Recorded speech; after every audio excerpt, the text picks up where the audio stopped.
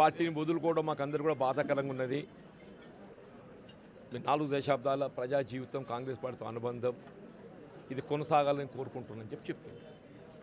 Sir రేపు మీరు జరిగే సమావేశం యథావిధిగా ఉంటుందా? మీరేం చెప్పారు మహేష్ కుమార్ గారు? చెప్పని పార్టీని రాజీనామా చేయబోతున్నాను చెప్పాను. అంటే మీరు మీ డిమాండ్స్ వల్ల ఏం ఒప్పుకోవట్లేదు? నాకు ఏ డిమాండ్ లేదు. There is no solution is proposal to me. లేదు చెప్పాక నేను రేపు రిజైన్ చేస్తున్నాను చెప్పాను. మా మిత్రులందరూ నాతో కలిసి ప్రయాణం చేయాలని నేను కోరుకుంటున్నా. సహచరులు 4 దశాబ్దాల ప్రయాణం ఇది.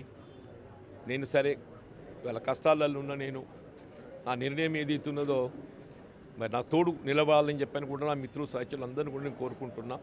కలిసి ప్రయాణం చేసేంతవరకు చేస్తాను. ఆ బాధ అనేది అసలు మీరు ఊహించలేని బాధలు ఉన్నా నేను ఎవరికి కూడా ఏదైతుందో ఈ సంతోషకరమైనటువంటి ఒక విషయం కాదు.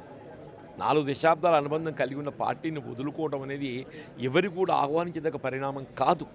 ఎవరిని కూడా నేను అందరినీ రిక్వెస్ట్ చేస్తున్నా కలిసి ప్రయాణం చేద్దాం. నా కష్టకాలంలో ఏదైతుందో ఇంతకాలం 4 దశాబ్దాల ఒడిదుడుకులు ఎదుర్కొన్నాము.